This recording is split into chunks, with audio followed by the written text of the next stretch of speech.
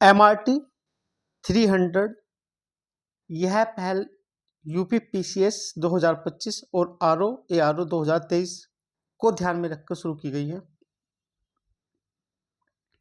MRT 300 क्या है, यह क्यों महत्वपूर्ण है? MRT 300 पिछले 30-35 वर्षों में कुछ थीम ऐसी हैं जो बार बार परीक्षाओं में रिपीट हो रही हैं, हर वर्ष क्वेश्चन वहाँ से आ रहे हैं। ऐसी थीम की संख्या 300 के लगभग है। ये 300 थीम पूरी GS की है। इसमें इतिहास, भूगोल, पॉलिटी, इकोनॉमी, साइंस, पर्यावरण, यूपी स्पेशल को भी इसमें जोड़ लेते हैं। तो ये 300 थीम ही पिछले 25-30 वर्षों में बार बार परीक्षाओं में आ रही है और इन थीम से लगभग 70 से लेके 80-90 क्वेश्चन बार बार परीक्षाओं में आते रहते हैं। बस कभी कोई सी थीम पे क्वेश्चन आ जाता है, कभी किसी थीम पे क्वेश्चन आ जाता है। इसी को ध्यान में रखकर एक नई पहल शुरू की गई है, MRT 300 यानी कि most repeated theme. MRT means most repeated theme. ये थीम 300 है और ये परीक्षा में बार बार आती हैं, चाहे वो इतिहास हो या किसी। आज इस जो मोस्ट रिपीटेड थीम है MRT, उसकी आज पहली क्लास है और यह क्लास भूगोल से की है। भूगोल में जलधाराओं की, समुद्री जलधाराओं की। MRT 300 जो पहल है उसमें आपको टू द पॉइंट यानी कि फैक्चुअल नॉलेज दी जाएगी। जहाँ जहाँ पर आवश्यक होगा वहाँ वहाँ पर इसमें कंसेप्चुअल क्लियरिटी भी की जाएगी। तो शुरू करते हैं। आज का हमारा जो टॉपिक है वो भूगोल से संबंधित है और भूगोल में भी किससे, जो जलधाराएं होती है, ओशियन करंट्स, उससे संबंधित है। जलधाराएं की प्रकृति कैसी होती है, क्यों उत्पन्न होती है, कौन से कारक उसको प्रभावित करते हैं और इसका भी जलवायु पे क्या प्रभाव पड़ता है, इन्हीं को संक्षेप में बहुत जल्दी से समझेंगे। 10 से 15 मिनट की क्लास होगी और जो भी जलधाराएं हैं उन सभी को, जलधाराओं को देख लेंगे, क्योंकि परीक्षा में बार बार क्वेश्चन यहाँ से रिपीट होते हैं और क्वेश्चन हर वर्ष जलधाराओं से आते हैं। तो यहाँ से शुरू करते हैं। जलधारा क्या होती है? महासागरीय जलराशि का एक निश्चित दिशा में प्रवाहित होना ही महासागरीय जलधारा या समुद्री जलधारा कहलाता है। इस जलधारा को विभिन्न कारक प्रभावित करते हैं और इस जलधारा की जो प्रकृति हो या नेचर होती है वो दो तरह की होती है, एक गर्म जलधारा, एक ठंडी जलधारा। टेम्परेचर घट जाता है तो ठंडी जलधारा बन जाती है, टेम्परेचर बढ़ जाता है वाटर का तो गर्म जलधारा। तो इन जलधाराओं की जो उत्पत्ति है उसको विभिन्न कारक प्रभावित करते हैं। तो उन्हीं कारकों के संदर्भ में हम यहाँ पर देखेंगे कि कौन कौन से कारक प्रभावित करते हैं। इन जलधाराओं को जो कारक प्रभावित करते हैं, पृथ्वी की घूर्णन गति भी प्रभावित करती है। पृथ्वी की घूर्णन गति भी प्रभावित करती है, गुरुत्वाकर्षण बल भी प्रभावित करता है, अपकेंद्रीय बल भी प्रभावित करता है, वाष्पीकरण भी प्रभावित करता है, वायु दाब भी प्रभावित करता है और जो टेम्परेचर है पानी का वो भी प्रभावित करता है और खुद सूर्य ताप भी इसको प्रभावित करता है। जैसे वायु दाब और तापमान में विपरीत संबंध है। जिस भी जलीय सतह का तापमान अधिक होगा तो वहां पर क्या होगा, समुद्र का जो जल है वो क्या होगा, उसका प्रसार होगा, यानी कि उसका जल स्तर बढ़ जाएगा। तो जहां पर जल स्तर बढ़ जाएगा वो जल उस दिशा में जाएगा जहां पर जल का स्तर कम है। तो इस तरह से गर्म जलधारा की उत्पत्ति होती है और यह जो पैटर्न है आप देखेंगे विषुवत रेखीय क्षेत्रों में टेम्परेचर यानी कि जो कर्क और मकर रेखा या विषुवत रेखा के आसपास का जो क्षेत्र है, टेम्परेचर अधिक होने की वजह से वहाँ का जल स्तर अधिक होता है, इसलिए समुद्री जल ध्रुवों की ओर जाता है और ये जो जल जाता है वो गर्म जलधारा बनती है। ठीक उसी के विपरीत ध्रुवों से जो जलधारा की उत्पत्ति होती है वो कैसी होती है, ठंडी जलधारा की, क्योंकि वहाँ पर टेम्परेचर कम है। ठीक है, तो वर्षा का जल भी प्रभावित करता है समुद्री जलधारा की नेचर को। कैसे, जहाँ पर वर्षा ज़्यादा होगी तो वहाँ पर वर्षा क्या क्या होगी, जल का स्तर बढ़ जाएगा। जल का स्तर बढ़ने से वो किस तरफ जाएगा? जहाँ पर जल का अभाव होगा। नदी का जल, जिस स्थान पर नदी का जल आके गिरता है समुद्र में, तो वहाँ पर जल का स्तर बढ़ जाता है, तो जल का दूसरी ओर प्रभावित होने लगता है। सूर्य तापमान भी प्रभावित करता है।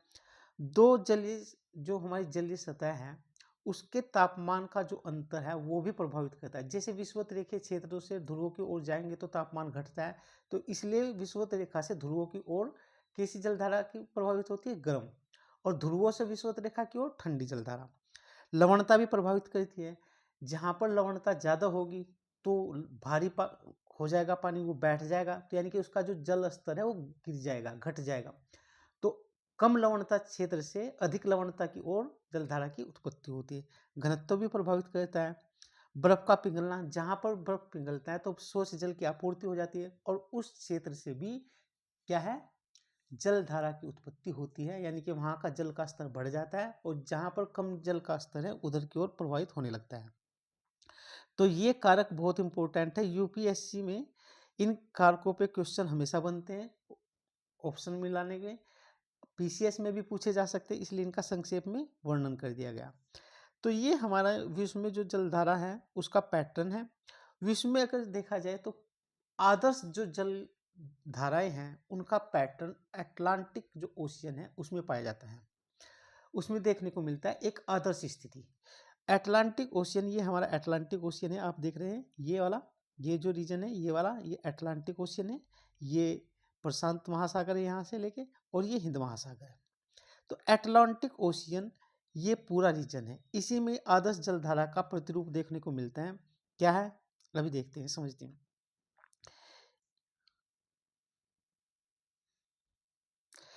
ये विषुवत रेखा है। विषुवत रेखा से यहाँ पर कौन सी, अगर आपने ध्यान किया होगा तो कौन सी पवनें प्रभावित होती है इस क्षेत्र में? जो पवनें प्रभावित होती हैं वे व्यापारिक पवनें प्रभावित होती हैं, जिनकी दिशा पूर्व से पश्चिम की ओर होती है। यानी कि इनकी दिशा कैसे होती है? ऐसे ऐसे ये प्रभावित होती है। इसलिए ध्यान से देखें, यहाँ से समुद्र की जो जल होगा वो इधर जाएगा पूर्व से पश्चिम की ओर, और जब ये जल इधर पूर्व से पश्चिम की ओर जाएगा तो जो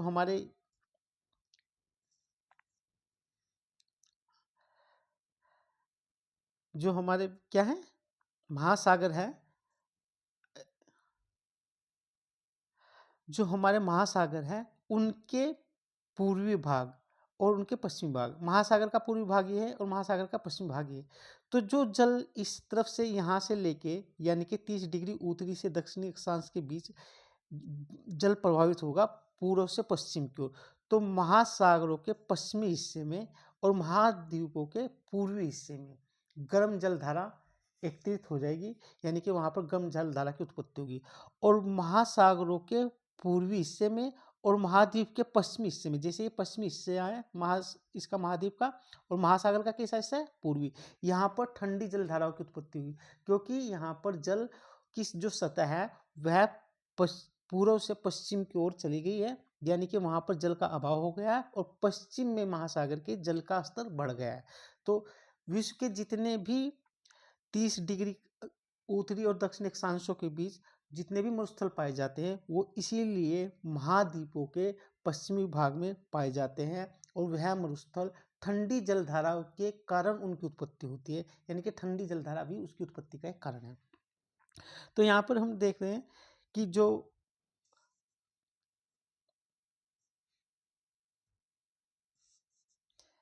हाँ, यहाँ पर आप देख रहे हैं, यहाँ पर ये अटलांटिक महासागर है, इसमें दो तरह की जलधारा है, एक ठंडी जलधारा एक गर्म जलधारा। ये यहाँ पर विषुवत रेखीय जलधारा है जो पूर्व से पश्चिम की ओर प्रवाहित हो रही है। ऐसे ये उत्तरी विषुवत रेखीय जलधारा, ये दक्षिणी विषुवत रेखीय जलधारा। ठीक इन दोनों जलधाराओं के एक काउंटर विपरीत जलधारा है जिसको विपरीत विषुवत रेखीय जलधारा कहा जाता है, और ये दोनों तीनों जलधारा ही गर्म जलधारा होती है। यहाँ से एक जलधारा की उत्पत्ति होती है जिसको हम बोलते हैं गल्फ स्ट्रीम। गल्फ स्ट्रीम यही आगे जाके नॉर्थ अटलांटिक महासागर में एक इसका हिस्सा इधर चला जाता है, और यहाँ से ध्रुवों की ओर से ये लैब्राडोर जलधारा आती है, रिम्बिंग जलधारा आती है, और यहाँ पर ग्रीनलैंड की एक जलधारा आती है, वो कैसी जलधारा है? ठंडी जलधारा है। यहाँ पर ये जो अफ्रीका महाद्वीप के पश्चिमी हिस्से की तरफ एक कनारी जलधारा है, यह भी एक ठंडी जलधारा है। नीचे अगर हम देखेंगे तो अटलांटिक महासागर में ये अफ्रीका महाद्वीप के पश्चिमी हिस्से में एक जलधारा बह रही है। यह कौन सी है? बेंगुला जलधारा, और यह भी एक ठंडी जलधारा है।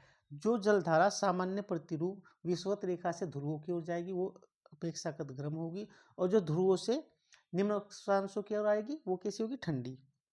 तो यहाँ पर देखो ग्रीनलैंड या फाकलैंड, ये जो जलधारा है बेंगुल जलधारा, क्योंकि ध्रुवों की ओर से आ रही है, ये ठंडी जलधारा है।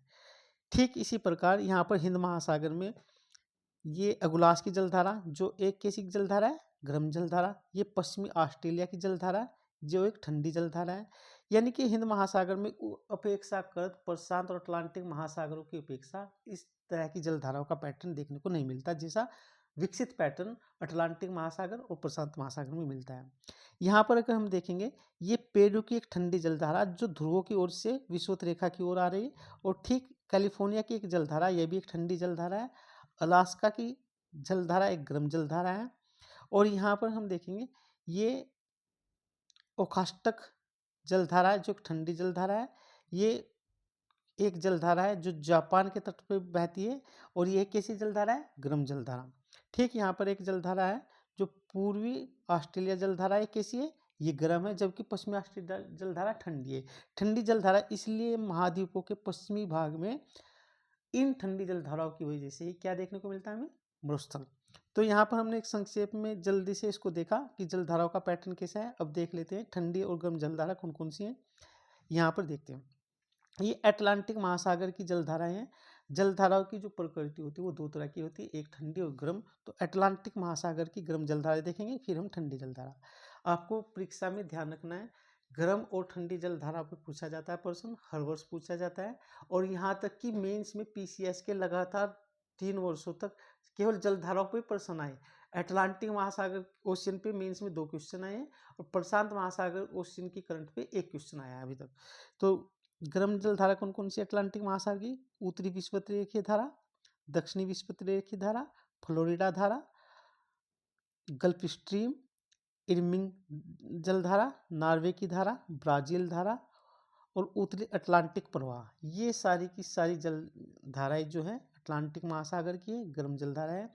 अटलांटिक महासागर में जो ठंडी जलधारा है वो कनारी की जलधारा है, यानी कि अफ्रीका महाद्वीप के पश्चिमी तट से प्रभावित होती है। लेब्राडोर की धारा है, फाकलैंड की धारा है, दक्षिणी अटलांटिक प्रवाह है, और बेंगुला जलधारा। ये अटलांटिक महासागर की गर्म और ठंडी जलधारा है। जहाँ पर भी गर्म और ठंडी जलधारा मिलेगी वहाँ पर मत्स्य उद्योगों का विकास की संभावना बढ़ जाती है। इसलिए डागर बैंक, ग्रांड बैंक ये मत्स्य के उत्पादक क्षेत्र है, क्योंकि यहाँ पर प्लैंकटन की वजह से मत्स्य उत्पादन अधिक हो जाता है, उसको पोषक तत्व मिल जाते हैं मछलियों को। तो इन दोनों जलधाराओं के मिलने पर जहाँ पर भी ठंडी और गर्म जलधारा मिलती है वहाँ पर मत्स्य उद्योग का ज़्यादा विकास हुआ है। अब हम हिंद महासागर की जलधाराएं देखते हैं। हिंद महासागर में भी नेचर के अनुसार 2 तरह की जलधाराएं मिलती है, एक गर्म जलधारा, एक ठंडी जलधारा। हिंद महासागर की विषुवत रेखीय जलधारा गर्म जलधारा है, मोजाम्बिक की जलधारा गर्म जलधारा है, अगुलास की जो जलधारा है वो भी गर्म जलधारा है। जबकि ठंडी जो जलधारा है पश्चिमी ऑस्ट्रेलिया की जलधारा, पछुआ पवन प्रवाह, ये हिंद महासागर की कैसी जलधारा है? 2 गर्म जलधारा और एक ठंडी जलधारा। अब हम प्रशांत महासागर की जलधाराएं देखते हैं। यहाँ पर भी नेचर के अनुसार एक गर्म जलधारा, एक ठंडी जलधारा। गर्म जलधारा में कौन कौन सी है? उत्तरी विषुवत रेखीय जलधारा, दक्षिणी विषुवत रेखीय जलधारा, क्यूरो धारा, अलियूसिन जलधारा, सुसीमा धारा, पूर्वी ऑस्ट्रेलिया जलधारा, क्यूरेल जलधारा। ये ठंडी जलधारा है, यहाँ पर देखेंगे आप, क्यूरेल जलधारा, कैलिफोर्निया जलधारा, पेरू या हम्बोल्ट की जलधारा।